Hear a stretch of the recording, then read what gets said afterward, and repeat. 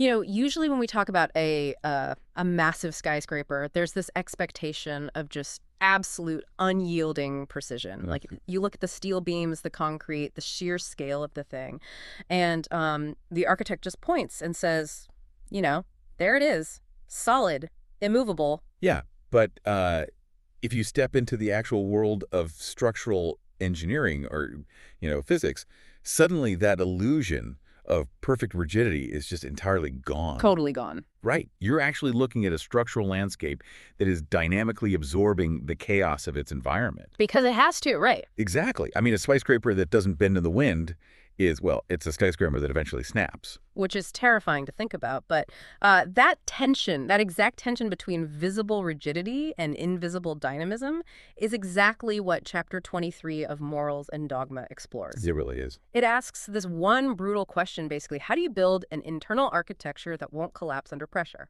So welcome to today's Deep Dive. Glad to be here.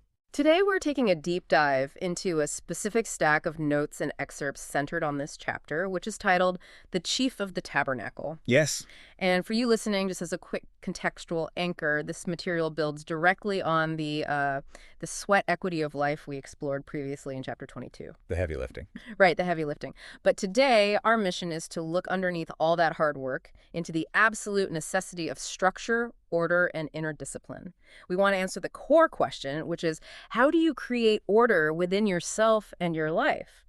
And, the overarching promise of this text, the ultimate synthesis here, is that true strength is never spontaneous. Right. It is engineered. I mean, we often romanticize this idea of effortless power, right? Like someone is just naturally stoic or naturally disciplined. Like they just woke up like that. Exactly. But the archetype of the chief of the tabernacle teaches that underneath anything that actually lasts is a meticulously crafted framework, a system, yeah. And to fully grasp what the text is demanding of us, we really have to understand the specific historical metaphor the author chose. Because it's very specific. Very. It's not the chief of the castle or the chief of the fortress. It is the tabernacle. Which is, that's a heavily loaded historical term. Right. When we hear tabernacle today, maybe we think of a choir or, a large building downtown. But in its original historical context, what are we actually talking about here? So in the ancient biblical context, which heavily informs the esoteric philosophy of this entire text, by the way, the tabernacle was a portable sanctuary. Okay, portable. Yeah. Think about the Israelites wandering in the desert during the Exodus. They are surrounded by pure, unmitigated chaos. Just wilderness. Utter wilderness. It's dangerous, it's unpredictable, and it is entirely lacking in structure. And in the middle of that sprawling wasteland, they construct the tabernacle. Wow. Okay. And it wasn't just some haphazard tent, It was a space of absolute, uncompromising order. The measurements were exact to the millimeter. Like fiercely specific. Fiercely. The materials were carefully chosen. The geometry was perfect. So it was basically a pocket of predictability in a sea of chaos. Yes. That is the perfect way to phrase it. And the text uses this to define the human condition itself. Oh, I see. Life, by its very nature, is a wilderness. Entropy is the rule of the universe, right? Things naturally decay, environments become messy, our attention scatters. It all tends toward disorder. Always.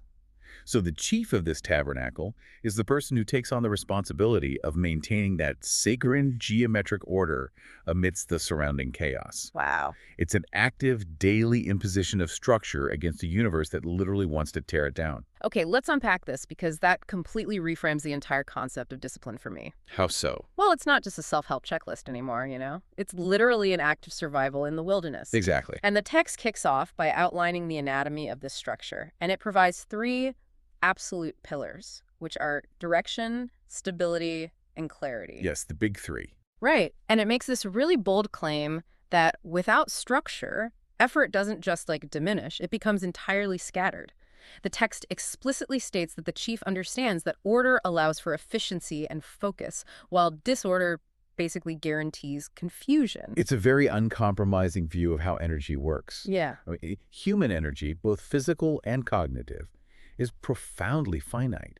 We only have so much of it. Right. When we lack a framework, we spend an inordinate amount of that finite energy simply deciding what to do rather than actually doing it. Yes. I keep thinking about this in terms of fluid dynamics. Okay, lay it on me. So if you take a gallon of water, right, and you just pour it onto a large, flat wooden table. Right. It goes everywhere. It completely follows the path of least resistance. It drips off the edges. It rings the varnish. It pools in the low spot. It's a giant mess. It's a mess, and it has absolutely no power. It's just nuisance. Yeah.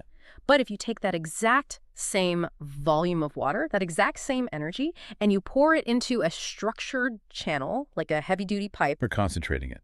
Exactly. You taper that pipe, suddenly you have direction. You have pressure. Yeah. And if you push it through a tiny nozzle, you have a water jet cutter that literally has the power to slice through solid titanium. Wow. Right? Same water, same effort. The only difference is the architecture surrounding it. That is a brilliant analogy because that physical constraint is identical to psychological constraint. Really? Oh, absolutely. Yeah. If we look at executive function in the human brain, specifically the prefrontal cortex, it burns a massive amount of glucose just making decisions. Just deciding what to do. Just deciding. Every single time you have to figure out where your keys are or what your priority is for the morning or how you're going to approach a project because your desk is a total disaster. They're burning fuel. You are leaking energy. You are pouring the water on the flat table. Oh, man. Order acts as a cognitive offloading tool.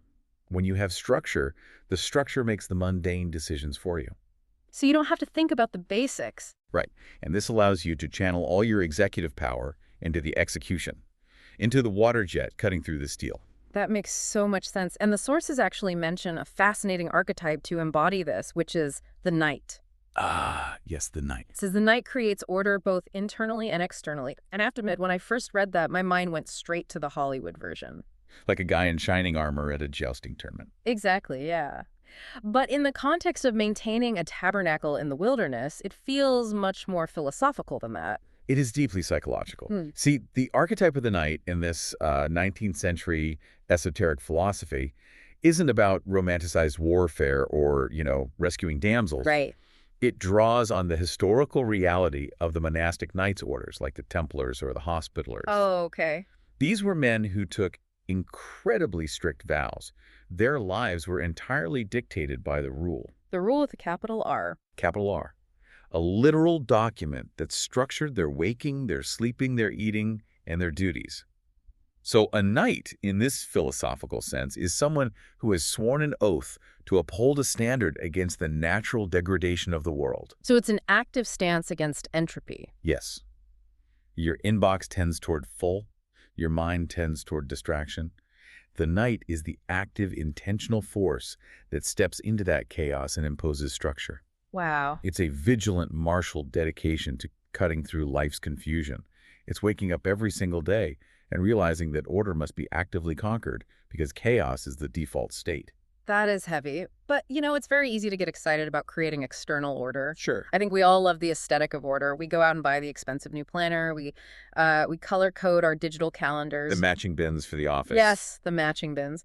But the text makes a pretty radical claim about where this order actually has to originate if it's going to be sustainable. It does. It insists we have to go to the inner forge. The inner forge. I love that imagery. A forge is a place of intense heat, rhythmic striking, and immense pressure, where raw, unrefined materials are broken down and reshaped. Right. The source dictates unequivocally that external order is just an illusion if it does not begin within. And it gives us 3 specific internal mechanics for this forging process. It says we need control over thoughts, regulation of actions, and consistency in behavior. The trifecta. Yeah, and the promise is that the result of this inner discipline is absolute clarity and strength.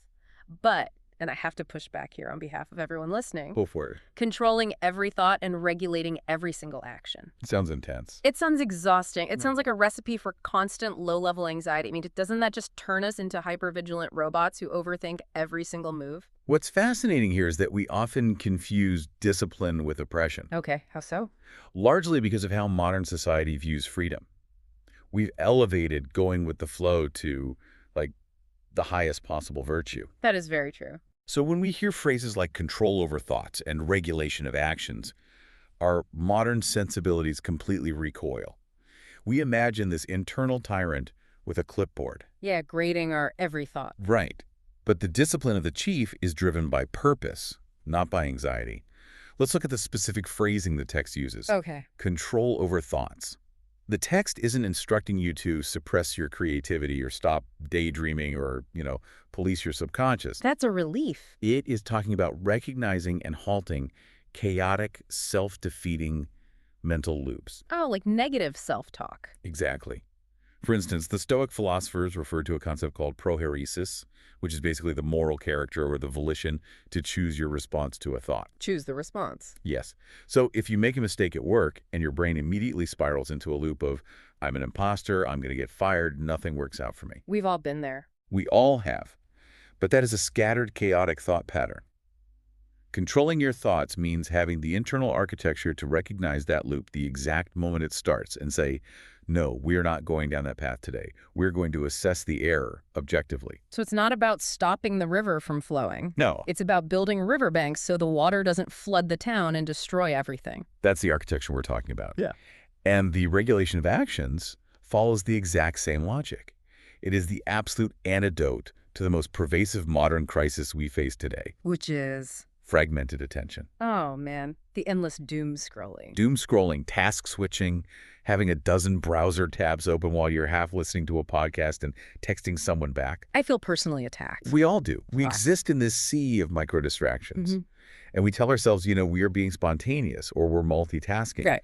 But neurologically, we are being hijacked by algorithms and external stimuli.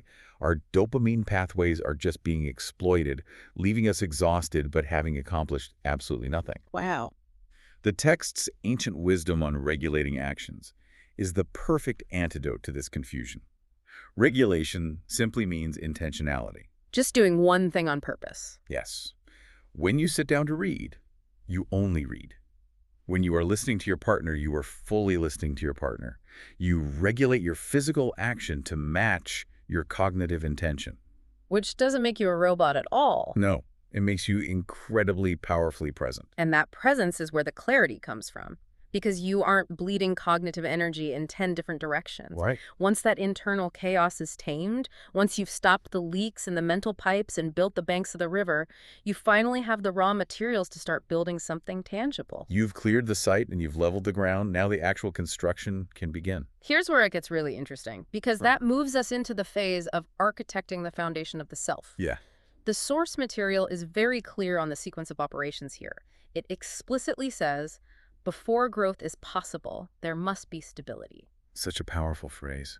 It really is. It says the chief builds carefully to ensure the foundation is solid.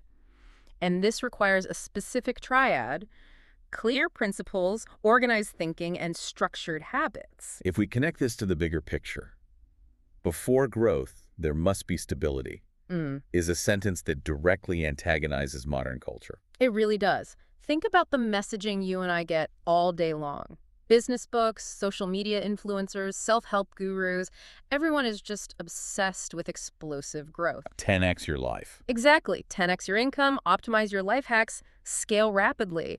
Everyone wants the penthouse view of the skyscraper. But nobody wants to dig the foundation. No one. Because digging a foundation is dirty, it is slow, it is unglamorous, and for a long, long time, it literally looks like you were going backward into a hole in the ground. Right. But this text is arguing that if you skip that excavation, your growth is doomed. It absolutely is. And we can map the text triad directly onto that construction process. Okay, let's do it. First, we have clear principles. These act as the architectural blueprint. If you don't know what your foundational principles are, whether that is uncompromising honesty, dedication to your family, intellectual rigor, whatever they may be, you simply don't have a blueprint. You're just guessing. You are just a person wandering around a construction site, nailing random boards together. Which is terrifying, right? Building a life without a blueprint means you are at the mercy of whatever materials are just handed to you that day. And you see the consequences of this everywhere. People wake up 10 or 20 years into a career or into a relationship, and they look around and realize the structure they've built doesn't align with who they actually are. Because they never drafted the blueprint. They never drafted the blueprint of their own principles. So second, the text points to organized thinking. Right. This is the structural engineering phase. Once you have the blueprint, you have to organize your thoughts to execute it. How do we distribute the weight here? Which loads are load-bearing? How do we solve the logistical problems of bringing this blueprint into reality? And then the third part. Right. Third, we have structured habits. These are the actual physical bricks being laid day by day, hour by hour. So principles are the blueprint, thinking is the engineering, and habits are the bricks. Perfect summary. And the danger of the modern obsession with rapid growth is that people skip straight to the bricks. Oh, wow. They start stacking habits and hacks without a blueprint or any engineering. Like waking up at 4 a.m. just because the CEO does it? Exactly. You might build something tall very quickly doing that. You might get the promotion, amass wealth, or build a massive following. But what happens when a severe storm hits? Right. What happens when a global crisis occurs? The market crashes, or a profound personal tragedy strikes. The building collapses under its own weight. It collapses because rapid growth without clear principles and structured habits is just a tower of cards. The persona of the chief as an architect of the self is so vital here. Because the chief doesn't rush. The chief understands that the depth of the foundation dictates the ultimate height of the tower. You cannot build a 50-story building on a 6-inch slab of concrete. It's impossible. The chief delays the gratification of visible growth to ensure the subterranean stability is perfect. So we've dug the hole, we've laid the rebar, we've poured the concrete of our principles, our organized thinking, and our structured habits. We have a foundation. We have a foundation, but concrete settles, right? Rebar can rust. A foundation, even a perfect one, will degrade if it's abandoned to the elements. Oh, well. You can't just build it once and assume it will last forever. So how does the chief prevent this internal architecture from degrading over time? Well, that requires an engine. Because structure without energy is really just a monument to a past decision. Oh, that's good. It doesn't actively do anything. The framework must be animated. Then the core information states that structure must be maintained through daily discipline, repetition of positive actions, and a profound commitment to routines. In fact, the text uses a really powerful word here. It says that consistency is the alchemy that transforms mere structure into lasting results. Alchemy is such a deliberate choice by the author. Why is that? Because in esoteric traditions, alchemy isn't just about turning literal lead into gold. It's a metaphor for spiritual and psychological transformation. Consistency changes the fundamental nature of the person performing the action. I see. Let me try an analogy here. If we move away from modern gym analogies for a second, because I think we all know you can't go to the gym for 10 hours in one day, right? Right, you'll just injure yourself. You just get hurt. But if you go for 45 minutes every day for months, you transform. But let's look at historical craftsmanship instead. Think about the forging of Damascus steel, which ties back into our inner forge idea. Oh, I like this. A blacksmith doesn't just hit the metal once with a massive hammer and call it a sword. No. They heat it. They strike it, they fold it, and then they heat it, strike it, and fold it again. They repeat this process hundreds, sometimes thousands of times. A grueling process. Extremely. And any single strike of the hammer does almost nothing visible to the structure of the steel, but the consistency of the folding creates a carbon lattice inside the blade that makes it exponentially stronger and sharper than a blade cast in a single pour. Wow. The repetition is the magic ingredient. It's the triumph of consistency over intensity. Yes. We are culturally addicted to intensity. We love the narrative of the weekend retreat that changes your life, or, the single grand gesture. The overnight success. Right. But the text is pointing us toward the quiet, utterly unglamorous power of repetition. And let's unpack the psychology and neurology behind a commitment to routines here. Please do. Why are routines so vital to this alchemical process? We mentioned cognitive offloading earlier, but it goes much deeper than just saving decision-making energy. How much deeper? When you repeat positive actions, you are actively altering your neuroanatomy. You're paving new roads in the brain. Literally, you're building myelin. Myelin. Yeah, myelin is a fatty substance that wraps around the axons of your neurons. Every time you repeat a specific behavior, whether that is waking up early, maintaining your temper in an argument, or organizing your workspace, the brain adds another layer of myelin to that specific neural pathway. Okay. The thicker the myelin sheath, the faster and more effortlessly the electrical signal travels. You are literally reducing the neurological friction of doing the right thing.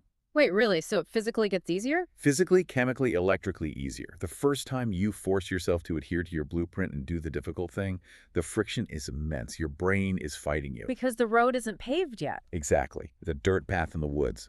But the 100th time you do it, The path is heavily myelinated. It's a superhighway. The structure has become internalized. The routine has absorbed the friction. So the habit stops being something you do and starts becoming who you are. Exactly. But arriving at that point requires pushing through the middle. And the middle is incredibly boring. Oh, it's the worst. Days 20 through 80 of building a new structure are tedious.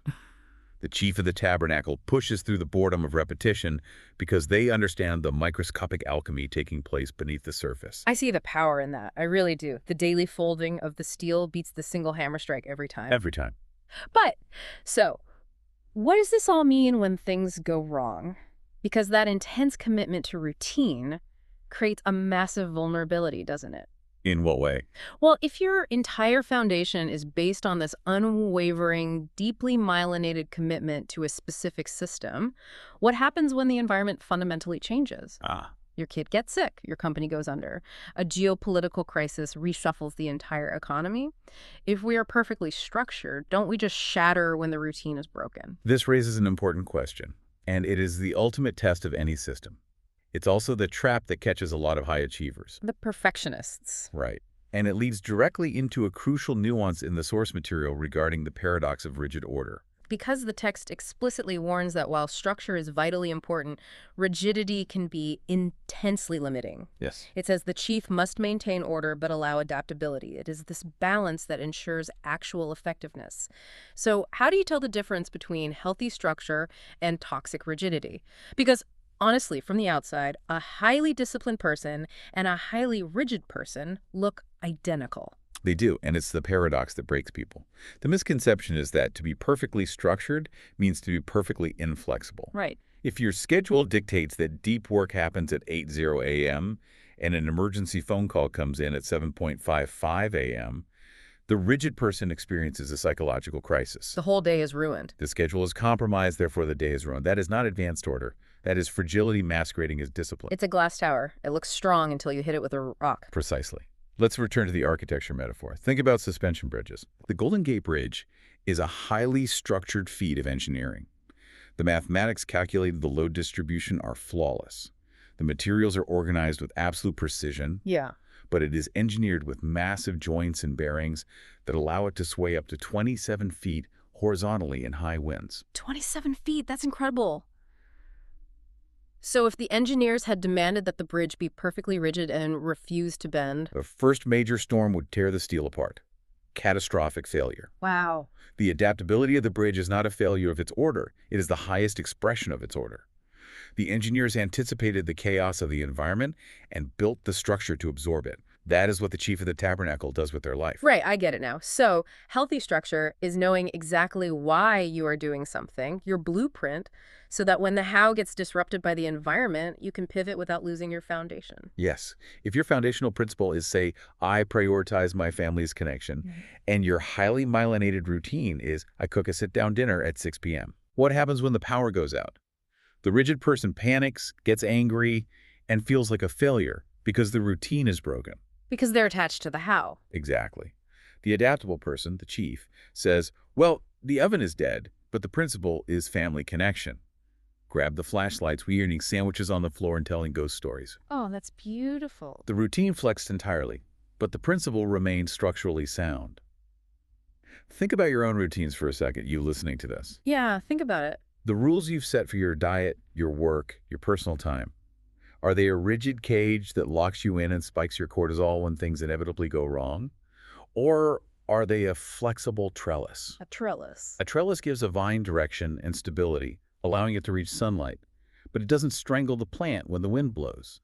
It's a profound distinction. It really is. And realizing which one you've built requires a pretty uncomfortable level of self-awareness. It does. It requires recognizing when your discipline has curdled into control-freak rigidity. True effectiveness is dynamic stability. Dynamic stability. I love that. Now, this philosophy is incredibly dense, but the text offers us a remarkably accessible entry point to close on. Yes, it does. The final major concept explores the mirror effect. As within, so without.